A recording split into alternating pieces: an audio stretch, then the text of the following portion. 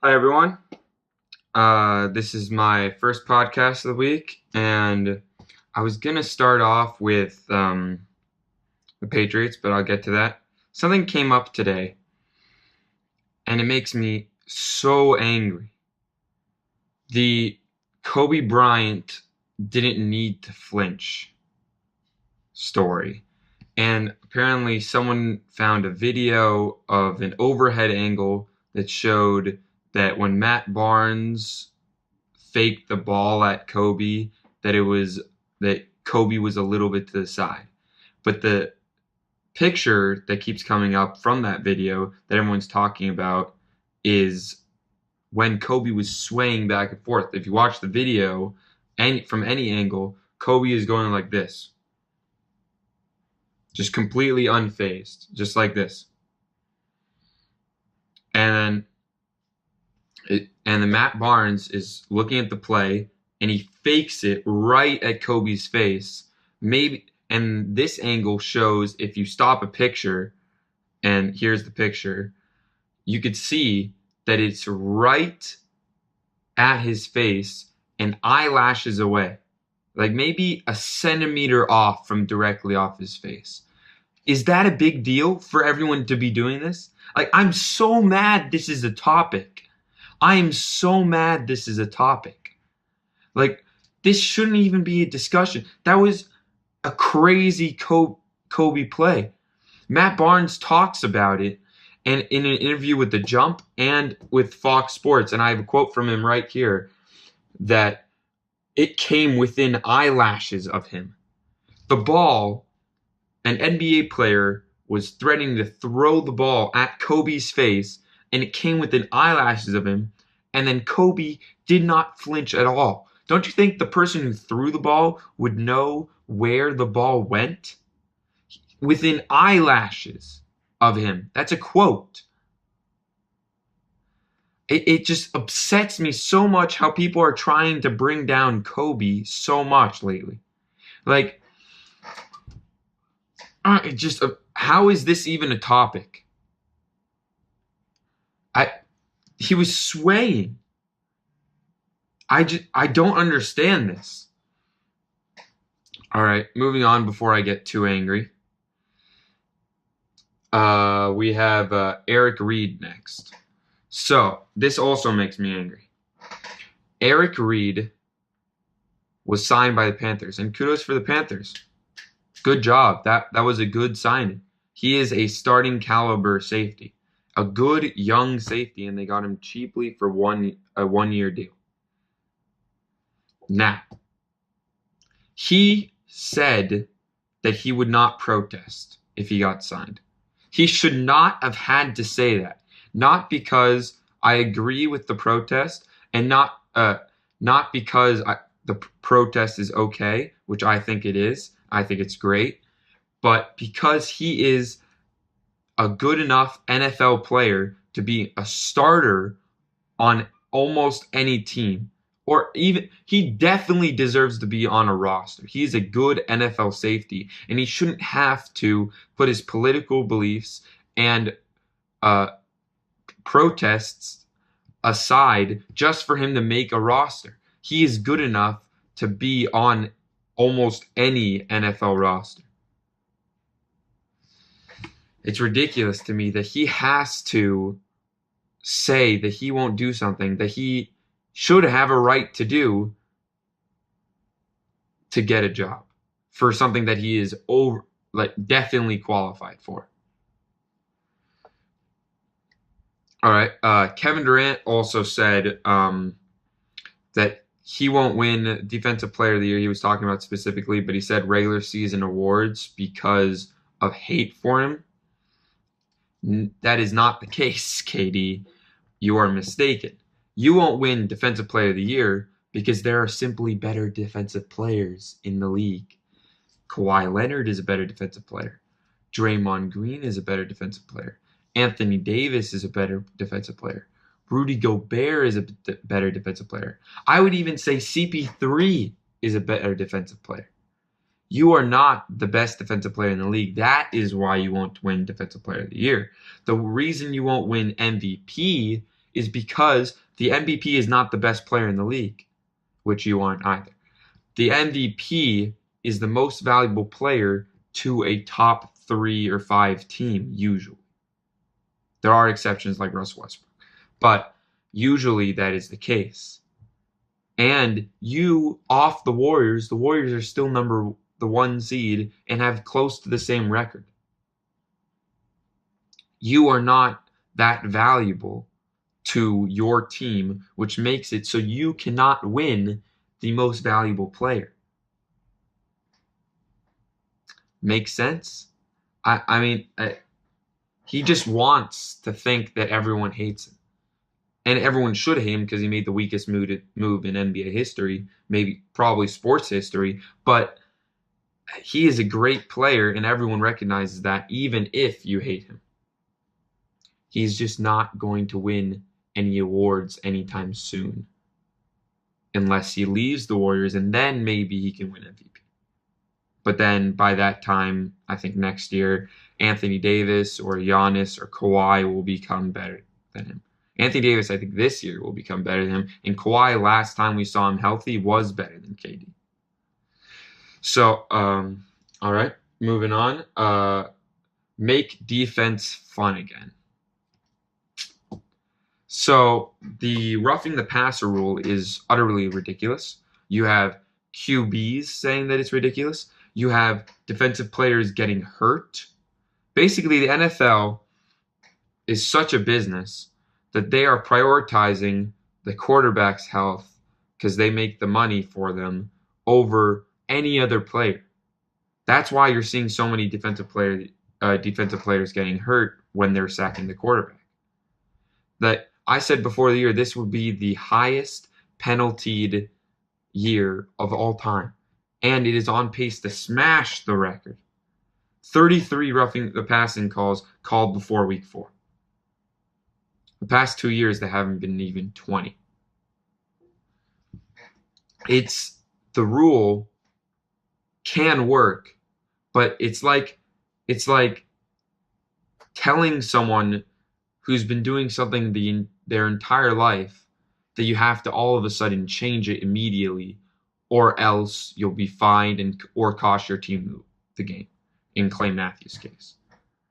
The rule has been complained about so much by the people who you are protecting. It's making the NFL soft. It's making defense less valuable, and people want to play defense less.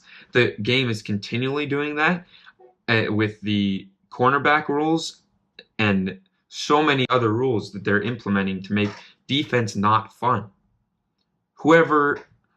To me, defense is so much fun. Like, I love a 9-6 game. That is so fun to me. That two defenses battling out, just aggression after aggression, physical after physical. I think it's the league is moving in a bad direction with this. This could be a good direction, but they have not implemented a good rule for the direction.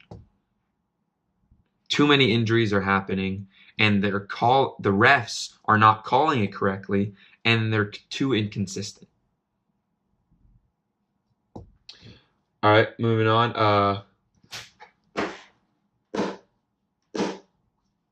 Go ahead. Anyone who doubted the Patriots, please comment below. I just want to give you a slow clap for being so right, Just so right.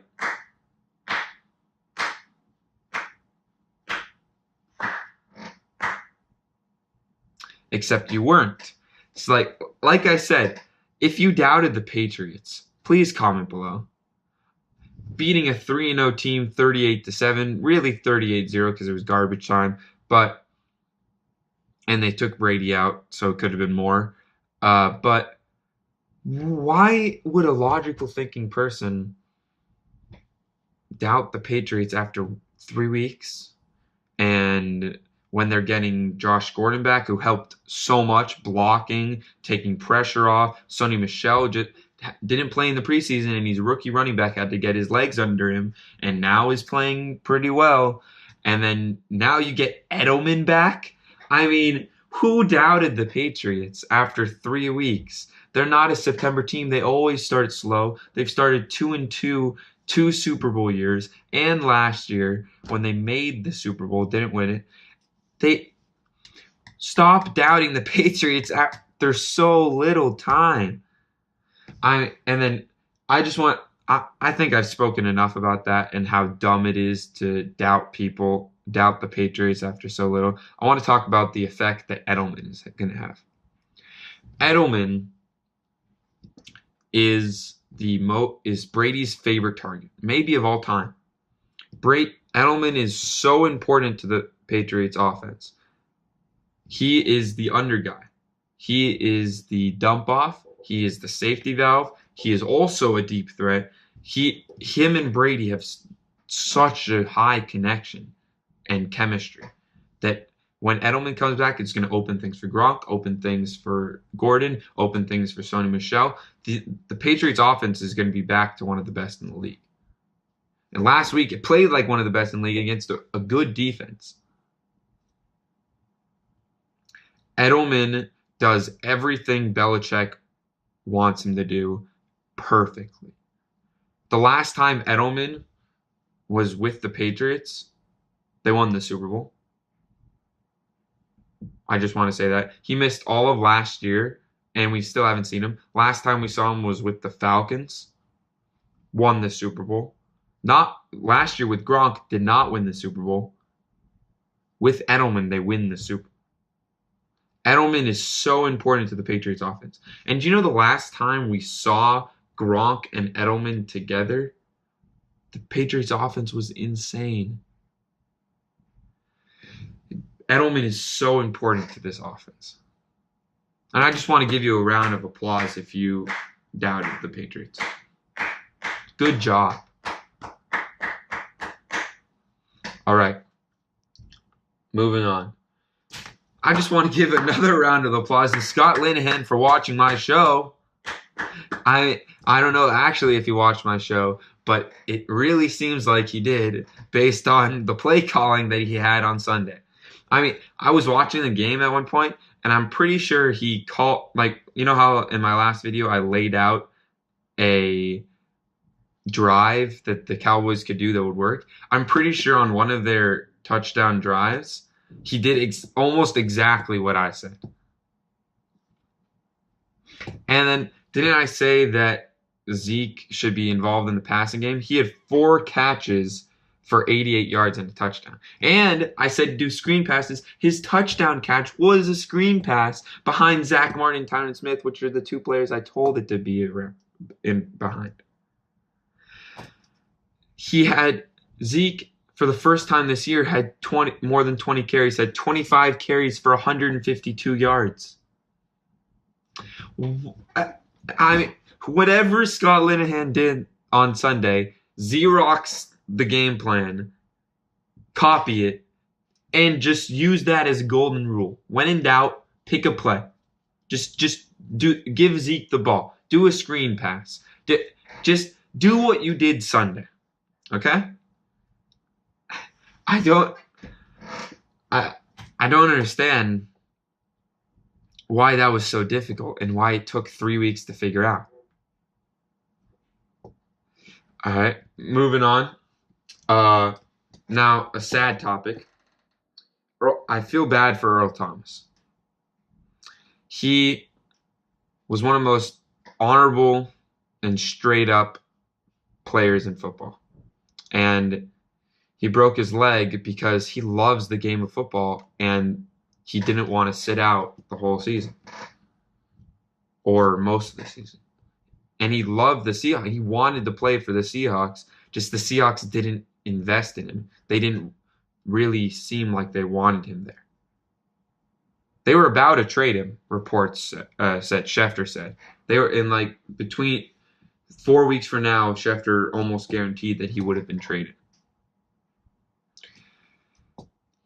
They did not treat him well. Earl Thomas will go down as one of the greatest safeties in football history. And next year, he'll probably be playing for the Cowboys. Earl Thomas is incredible. He was playing like a top 5 player in the NFL until he got hurt. What happened to him just shows that what Bell is doing is completely correct. The NFL today is not made to help the players. It's made to help the owners. NFL players have so little rights. If I was following football as closely as I am now, when the last CBA was signed, it would be all over. That was a terrible deal. It's guaranteed that we have a strike in, I think it's 2020 or 2022. It's guaranteed. Guaranteed contracts exist in every other major sport. NHL, NBA, MLB, MLS, FIFA. Guaranteed contracts. And football is more dangerous than all of those. Why aren't the players being protected? It's because the owners have all the power. I don't know if it will happen, guaranteed contracts, but I hope it does. Because it's not right that they're risking their bodies all the time and risking their lives, really, and then don't even have a secure paycheck, really. Guaranteed contracts need to happen. They need to happen. Moving on. The Bears and the NFC North. The Bears' defense is legit. It's 4th best in yardage in the league, allowing 294.5 yards per game. Khalil Mack is playing insane. Probably the best player in football right now. And I'll talk more about that later. But the Bears' defense is good enough to take the Bears to the playoffs. I didn't think they'd do it. I thought the Lions would be ahead of them. But I didn't think the Packers would be ahead of them. The Vikings could pull it together. But right now, their pass defense is just not where it needs to be. And that was the Vikings' thing, their defense. Now, right now, Bears are looking super legit, especially with Matt Nagy coaching the Bears offense like the Chiefs. Like, you see these screens at the goal line, these hooks, these tosses, it's so creative. And as long as they can keep it up, they don't even need to score 30 points per game. If they can score 24, 26 points per game, they are a dangerous team. The defense will keep them in the game. Khalil Mack will make plays when he needs to.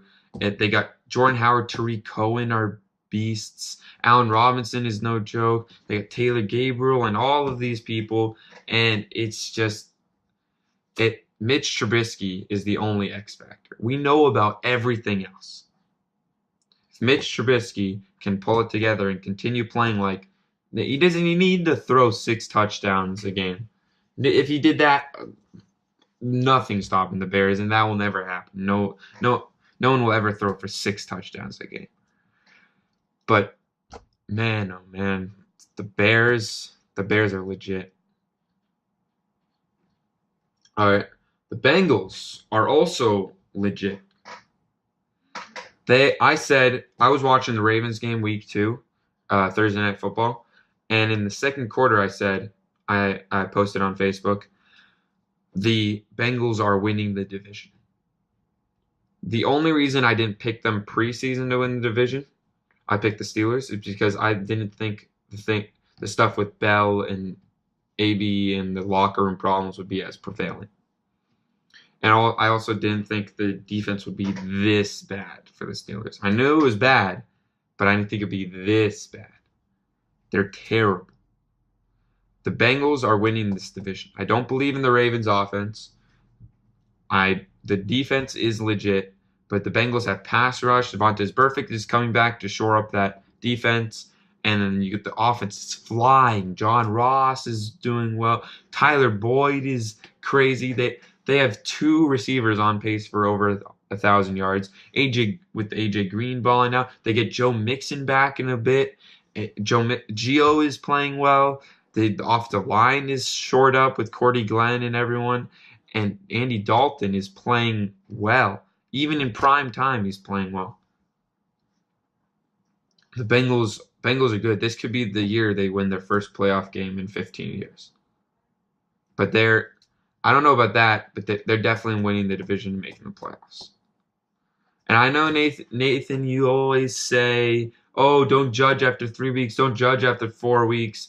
There are certain exceptions and where you can tell what is going on.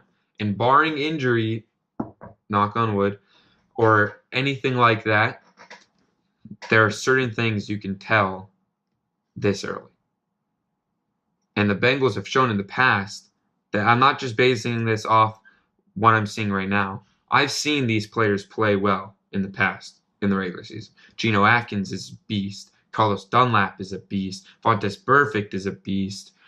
Marvin Lewis can coach in the regular season. Andy Dalton was playing great in 2016. He's been underrated almost his entire career.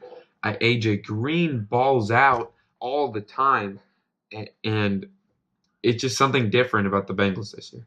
The offense is flying instead of it being mostly of a defensive team. And the defense will pick up once Burfict comes back. All right. Next. Now, before I get into this, it's about LeBron. I want to say that I love LeBron. LeBron is amazing. He is a top 4 player of all time. I know you're saying, Nathan, oh, you're dumb. It's definitely top 2. Now, I have Kareem, MJ, and Kobe ahead of him. You cannot agree with me, but that's not what I'm here to talk about. LeBron is great. He's a fan. I feel like Stephen A. having to preface what I'm about to say with all this. He's a family man, great businessman. I promise school is great. LeBron is amazing. But I hate it. I keep hearing this, and I hate it that people are saying that no one has played like this in this many minutes to this point of anyone's career. Max Kellerman said it just a day ago. That is so not true. If you go back to 2013, Kobe in his 17th season was playing so well at an MVP level until he tore his Achilles. Through 78 games, he averaged 38.6 minutes per game, leading the league, 27.3 points per game, 5.6 rebounds per game, and 6 assists per game. I mean, it's just insane that people keep doing this to Kobe. It's like people forget how good Kobe was.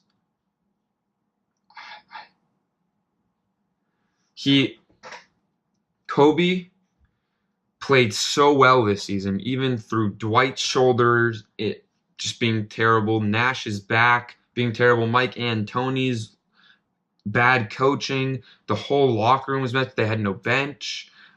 Jim Buss was just a terrible owner, creating all types of discomfort. Yet Kobe willed them to the playoffs, even though he got hurt right before. After the All-Star break, the Lakers were out of the playoffs.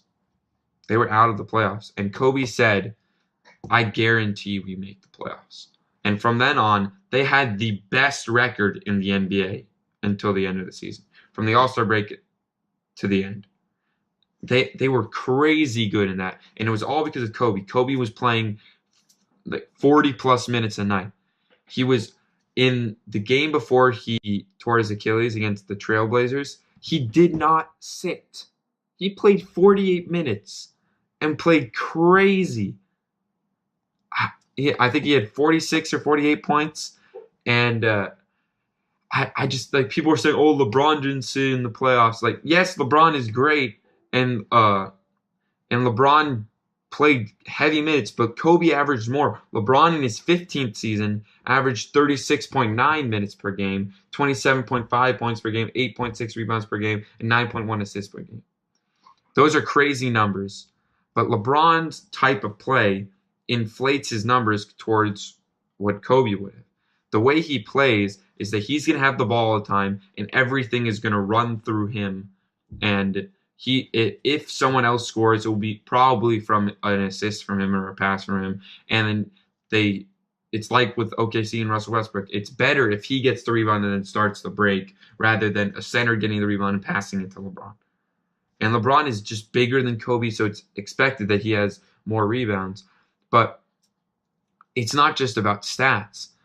That's 17th versus 15th, and people are saying that no one has played this to this level through their 15th season. When Kobe played, you could say almost to his level. I don't even care. In his 17th season, I disagree. I think it was a better season, but that's a different discussion. But you could say almost. Kobe was playing lockdown defense also that season. LeBron was not. His defense was like 50% his level.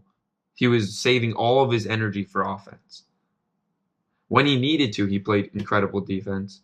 Well, pretty good defense, but not Kobe level defense. Kobe was playing defense, lockdown defense all game throughout the stretch. And this is not to knock LeBron. I just want to kill the narrative that no one has played this well to this point. All right, now time for our final discussion. Mahomes and how he played last night, and is he the best player in the NFL, or has he played like the best player in the NFL right now? No, he is not the best player in the NFL, and he has played like the second best player in the NFL.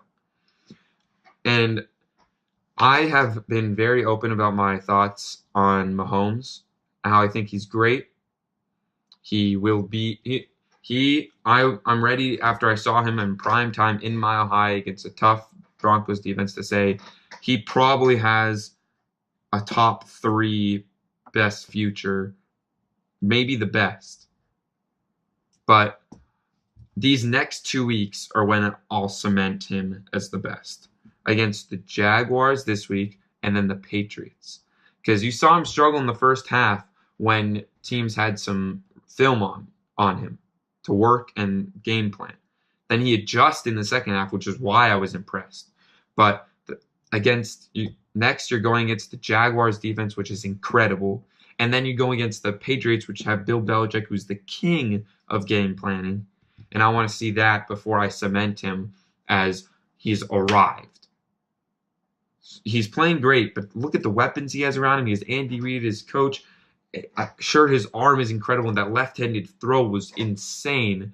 But let's hold off 2 weeks before we cement him as maybe a top 5 quarterback in the league or the quarterback with the best future. And then the reason why he is not the best player in the league so far is because of Khalil Mack, as I mentioned earlier. These are Mahomes' stats for this year. 12,000 yards. That's 300 yards per game. That's really good. 14 touchdowns. That's insanely good. 65.2% completion percentage. That's also really good. 126.5 rating. These are insane numbers. And he's playing insanely well. Want to hear even more insane numbers? This is the 4th straight game where Khalil Mack has had a strip sack. He has an interception as an outside linebacker, defensive end, 1 touchdown, 4 forced fumbles, tied for first in the league with J.J. Watt, 5 sacks in 4 games, which is second behind only DeMarcus Lawrence with 5.5 sacks. I mean, it's crazy. 4 straight games with a strip sack, with a forced fumble and a sack, and an interception and a touchdown. I mean, these types of numbers, excluding the sacks, but sacks for like lower level players, but these type of numbers for high level players besides the sacks are what high level players expect for the entire season, and he has it within 4 games. He is playing like the best player in football. Aaron Donald is also up there. So is Alvin Kamara. So is Drew Brees. Jared Goff is right behind those guys, but not quite in that tier. Mahomes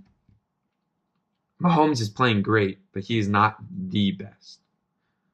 Anyway, Thank you for watching. Have a good day.